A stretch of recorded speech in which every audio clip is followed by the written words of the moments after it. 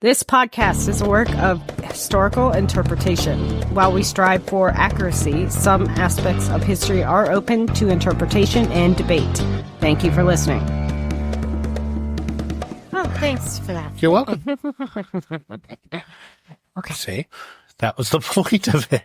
If you were hearing sound. I'm hearing voices in my head. See. I don't have my headphones on yet, but it's recording. Well, we are back in the saddle again. What saddle? Giddy up. Okay.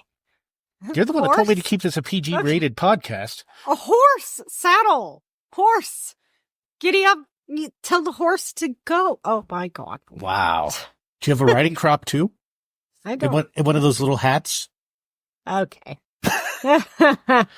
Whatever. I forgot what those hats are called. I knew at one point. Helmets? No, they're those actual riding hat things. They actually have a name. Oh, they probably do, yeah. I don't know what it is, though. Well, it's a riding crop. It's not a little whip. Welcome to Time Tellers, where we explore history's pivotal events. Today, we're exploring the heart of the Gilded Age, a time of rapid industrialization and fierce labor struggles. I'm going to really try and get through this without butchering too many words. That'd be very nice. Yes, that would be, but don't talk for a second. Okay. The Gilded Age, which was from the late 1860s to the 1890s, was a transformative period in U.S. history marked by rapid industrialization, urbanization, and economic growth. It saw the rise of powerful industrialists like Andrew Carnegie and John D. Rockefeller, along with the technical innovations such as the telephone and electric light. While wealth and progress flourished, the era was also characterized by extreme social inequality, with workers enduring poor conditions, long hours, and low wages. This led to labor strikes and the growth of unions. Urban centers expanded rapidly, often plagued by overcrowding and poverty. Political corruption and patronage was rampant, symbolized by figures like Boss Tweed. Despite its challenges, the Gilded Age laid the foundation for modern America and sparked reform movements that paved the way for the progressive era. Yay! I got through this paragraph with not too much butchery. And you just had a random person clap because you didn't introduce me. Oh my gosh. I didn't do any introductions besides saying what the name of the podcast I know. You didn't even say we're time tellers. Well, I did say that. But I'm Renee, and that is Dan. And now we have to start over. No. Sorry for the confusion. For anybody who's new here, I'm Renee, and there is also Dan here with me. His favorite thing in the world is squonk and bunnies. Our focus today is the Homestead Strike of 1892, a violent clash between steelworkers and industrialists that exposed the deep divisions between labor and capital in America. This wasn't just a strike, it was a literal and ideological battle with lasting consequences for the labor movement and American industry. Let's dig into what happened, why it mattered, and how it resonates today. Do you know anything about this before we get started? No. No? It took place not too far from here. Who cares about Pittsburgh? I personally like Pittsburgh. I think it's a pretty cool city. You're from Ohio. Of course you like Pittsburgh. What? Because it's everything Ohio's not. In 1892, Pittsburgh, Pennsylvania, was a thriving industrial hub known as Steel City because of its dominance in steel production. Really? Yep. I never would have guessed that's why they called it Steel City. I know, right? Anyways, according to the 1890s U.S. Census, Pittsburgh had a population of 238,617, making it the second largest city in the state at that time. And it's still in the top 5. I don't know the exact numbers, but the city's economy revolved around its booming steel industry, fueled by the region's abundance of coal and iron ore. Industrialists like Andrew Carnegie operated massive steel mills, transforming Pittsburgh into a symbol of Americans' industrial might. The city's location along the Ohio, Allegheny, and Monongahela. I know it's Monongahela. I just butchered it so bad. You were Monongahela through this River provided crucial transportation routes for raw materials and finished goods, further driving its economic growth. And I just saw an image. Today is the 16th of January, and that the Allegheny is frozen solid. I don't know how often that has happened. I'm not sure. And my dad was just at one of the houseboats on the bay, like up here, and he walked across to get to it because it's frozen. Didn't a couple more of them sink when all that mess we Yes. had? Yeah. Unfortunately. But I guess his friend just bought one that actually came up for sale, which doesn't happen very often. Yeah, that never happens. Yeah. However, Pittsburgh's prosperity came at a cost. The city's factories and mills operated day and night, emitting smoke and pollution, earning it the nickname the Smoke City. The working class, many recent immigrants from Eastern and Southern Europe, endured grueling conditions in the steel mills, often working 12-hour shifts for meager pay. Sounds familiar. In the early 1890s, steel mill workers in Pittsburgh experienced significant wage disparities based on skill level. Unskilled laborers, often recent immigrants, earned less than $1.70 for a 12-hour workday, equating to approximately 14 cents per hour. Skilled workers, however, received higher compensation, with the daily wages ranging from $4 to $7.60. And what's that today? That's next. Oh.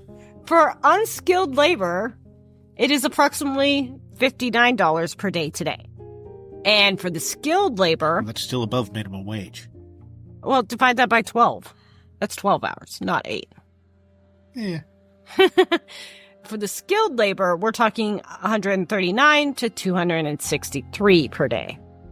That's more than I make when I do a 12-hour shift. That's more than I made as a substitute teacher. You mean a temp? They make $200 a day now. I didn't. I was making a School of Rock reference. Oh. When Dewey was calling student teaching or substitute teaching temping. Yeah, okay, now it's been a long time since I've seen that movie. Why?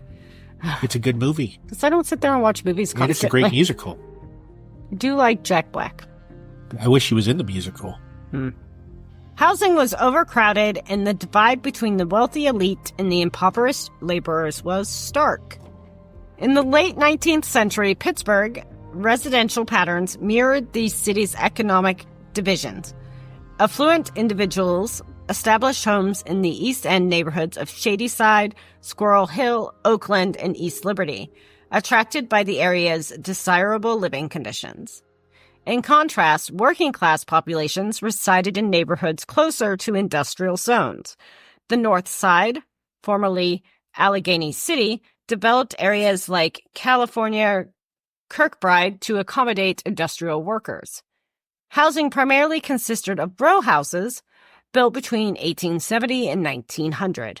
We have some row houses up here in Erie. Well, yeah, a whole lot of them right over there in Lawrence Park. Yeah, because we were an industrial city too, just not quite to the level of Pittsburgh. Well, the Homestead Strike took place in Homestead, Pennsylvania, home to one of Andrew Carnegie's most profitable steel mills. The borough is directly across the river from Pittsburgh's southeastern edge, making it part of the Pittsburgh metropolitan area. By 1892, the steel industry was booming, but workers were paid poorly, they worked grueling hours, and faced unsafe conditions. At the center of the conflict was the Amalgamated Association of Iron and Steel Workers, the AAISW. And I don't think that's how you pronounce that word. You are very correct. I mean, how do you pronounce that word? AMAL G-A-M-A-T-E-D. Amalgamated? Amalgamated. Okay. Amalgamated Association of Iron and Steel Workers. One of the most vital labor unions at the time, representing skilled workers. So we have a Homestead steelworker here who describes the conditions as, quote, "We toiled 12 hours a day in unbearable heat, with no relief for body or soul. The work left us broken, but it was the only life we knew." That is an unnamed Homestead steelworker.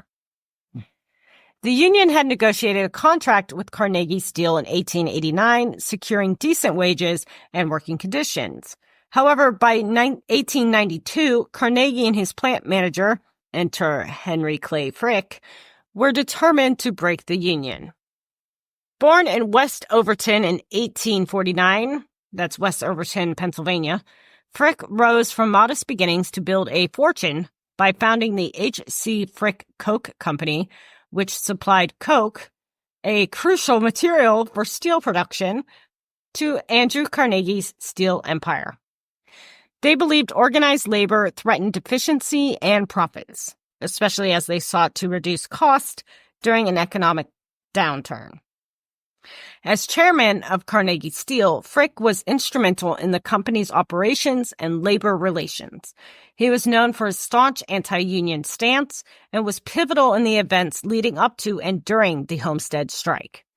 Frick's decision to cut wages and his refusal to negotiate with the Association of Iron and Steel Workers led to the lockout of workers in the subsequent violent confrontation between strikers and Pinkerton agents, which we'll get to. So the trouble began in June of 1892, when negotiations for a new contract broke. Frick issued an ultimatum. The union would be dissolved and wages would be cut. The workers refused. In response, Frick locked them out of the plant and built a 12-foot-high fence, topped with barbed wire around the mill, quickly dubbed Fort Frick. Probably had some other nicknames, too. At that time frame, probably not, because those words that you like didn't exist yet. I don't think that's true. Well, at least some of them did. Not the one you're implying. I don't. I'd have to look that up. Frick's next move was even more provocative. He hired the Pinkerton National Detective Agency, which was a private security force infamous for violently suppressing labor uprisings. I wonder what he hired them for. He hired them to secure the steel plant and protect strike breakers after locking out the union workers. Frick intended to open the mill with non-union men on July 6th. But it does say that Pinkerton National Detective Agency agents plan to access the plant grounds via the river. 300 Pinkerton agents assembled on the Davis Island Dam on the Ohio River about 5 miles below Pittsburgh at 10:30 p.m. on the night of July 5th. They were given Winchester rifles. Call back to our Mystery House of Winchester episode. Of mystery? Yeah. Placed on 2 specially equipped barges and towed upriver. The strikers were prepared for the Pinkerton agents, and the association had learned of the Pinkertons as soon as they had left Boston, I guess, to come and deal with the situation, like they brought in reinforcements. The small flotilla of Union boats went downriver to meet the barges. Strikers on the steam launch fired a few random shots at the barges, then withdrew, blowing the launch whistle to alert the plant. The strikers blew the plant whistle at 2:30 a.m., drawing thousands of men, women, and children to the plant. So it was like a warning system, like early alert system. The Pittsburgh Dispatch reported on the escalating tensions by quoting, this is the quote, "Homestead is bracing for a confrontation, the likes of which this industrial town has never seen. The question remains, who will blink first, the workers or the magnates?" The 12-hour battle during the Homestead Strike on July 6, 1892, was an intense and chaotic confrontation that began at dawn and stretched into the evening. Oh, boy. It was 12 hours. They had to be paid for it. Because 12-hour shifts. Yeah, that's funny. The Pinkerton agents attempted to approach the Homestead Steel Work building under cover of darkness via the 2 large barges, as I said earlier. But, again, they were spotted by that early warning system. And they alerted the people in the plant and neighboring areas. The initial exchange of gunfire erupted when the Pinkertons attempted to disembark, and the strikers fortified their positions behind makeshift barricades. The workers used small arms, rocks, and even homemade explosives, while the Pinkertons, of course, had their Winchester rifles, and they returned fire from the barges. Throughout the battle, the violence escalated, with the workers setting fire to oil-soaked timber and attempting to ram the barges with burning raft, aiming to force the Pinkertons into surrender, or at least to, go away. So I don't even think they got off the barges, at least not at this point. Casualties mounted as the skirmish continued. Both sides suffered fatalities and injuries. The Pinkertons, trapped on the barges, without adequate supplies or reinforcements, and being demoralized by the relentless attacks and jeers from the workers and their families, because remember, women and children showed up too, and they were gathered along the riverbanks to watch this all go down. They realized the futility of their mission about mid-afternoon, and they did raise the white flag of surrender. They were forced to disembark, and they were marched through a gauntlet of enraged workers and townspeople, many of whom assaulted them physically before local authorities intervened. Not sure where those local authorities were when they were actively firing at each other and trying to ram the barges with burning pieces of whatever, but the battle left at least 7 workers and 3 Pinkerton agents dead, with dozens more injured. The ferocity of the confrontation shocked the nation and exposed the harsh realities of the labor struggle in industrial America. Because again, this country likes to not pay attention to things until really bad stuff happens. Yeah. Or when really bad stuff happens and they just don't do anything. Yeah, so it happens again. And keeps happening, and then nothing happens about it because you're not allowed to question anything that happens. Yeah, so we're overreacting, or fear-mongering. That's my favorite term. That's your favorite term now? No, that was sarcasm. Your voice didn't sound sarcastic. Well, I do have another first-hand account from a union leader who later recalled, "We fought not just for our livelihoods, but for our dignity. When the Pinkerton raised their hands in surrender, it felt like a small victory for working people everywhere." Yay. However, there was a turning point of the entire strike, and that's when the Pennsylvania National Guard arrived on July 12th. Public opinion had initially leaned toward the strikers, but as the standoff continued, because they are maintaining control of the plant in the town where Carnegie is trying to regain his property and control of his property, although he's not even in the country at the time, but we'll talk about that later. And so as the standoff continued and then national attention grew, pressure mounted on state authorities to restore order. So then, responding to a request from Henry Frick, Pennsylvania Governor Robert Pattinson deployed approximately 8,000 National Guard troops to Homestead. Oh my gosh. Robert Pattinson actually is a vampire. No, not funny. No?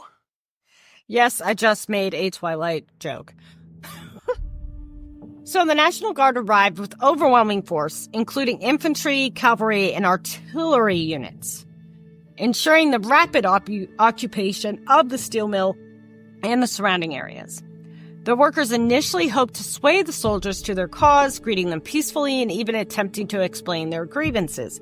However, the guardsmen orders were clear to secure the plant and restore operations for the Carnegie Steel Company. Within hours, the troops established control, erecting barricades and patrolling the area to prevent further unrest. So they just came in and, decimated them. Didn't necessarily kill them or anything, but they just, you're done. So this effectively ended the workers' occupation of the plant, allowing the non-union laborers, or scabs, to resume steel production under military protection. This development demoralized the strikers, who could not challenge the state and their employers' combined might. The guards' occupation remained in place for several months, ensuring the company's dominance and signaling a decisive victory for industrial capital over organized labor. I mean, what would they do at that point? You can't, the intervention underscored the willingness of the government authorities to side with business interests during labor disputes, a pattern that defined much of the Gilded Age labor movement. Like I said, there's not too much you can do up against the military arm of the government, even in today's world. But yes, there is. You just have to, they just have to be in your pocket. Oh, well. They were not in the pocket of the Union. So, of course, Union leaders were arrested and charged with crimes ranging from rioting to murder. Meanwhile, public opinion turned against the workers completely after Alexander Berkman, an anarchist, unaffiliated with the Union, attempted to kill Frick. He was armed with a revolver and sharpened steel file. He entered Frick's office in Pittsburgh and shot him twice. Also stabbed him before being subdued by Frick's staff. Remarkably, however, Frick survived the attack and returned to work shortly after. Shot twice and stabbed. I mean, is he Rasputin? Sorry. I'm reading a book about Rasputin's daughter. A fiction book. Sorry. Berkman was arrested and sentenced to 22 years, of which he served 14 before being released in 1906. But again, he was unaffiliated with the Union. But that was enough for people to be like, this has gone too far. The New York Times editorialized this. They said, the events at Homestead revealed the dangerous passions that unchecked labor agitation can incite. The proper order of industry must be preserved. So they were not on the side of the Union. That was the New York Times. By November of 1892, the strike was over, the Union was defeated, and Carnegie Steel operated as a non-union mill. Workers returned under harsher conditions, and the AAISW never regained its former strength. Before the strike, this is where we're going to talk about Carnegie's where he was during this. Because he was not in America. Do you know where he was? Probably Scotland or England. Scotland, yes. It'd be one of the two. Yeah, he peaced out. He knew trouble was coming, and he was like, nope, I'm good. I'll let Frick handle it. Yeah. I mean, well, he got to keep his hands clean. He left for Scotland to distance himself from the conflict and avoid direct association with violent outcomes. However, correspondence between Carnegie and Frick suggested that Carnegie was not only aware of the potential for a strike, but also approved of Frick's aggressive plans to break the Union. In letters, Carnegie expressed confidence in Frick's hardline approach, including the hiring of Pinkerton agents and the use of lockouts to undermine the Union. So he knew what was going on, and he was A-okay with it. He just didn't want to be there to be questioned about it. Carnegie gave Frick full authority to manage the situation, trusting him to implement the company's strategy.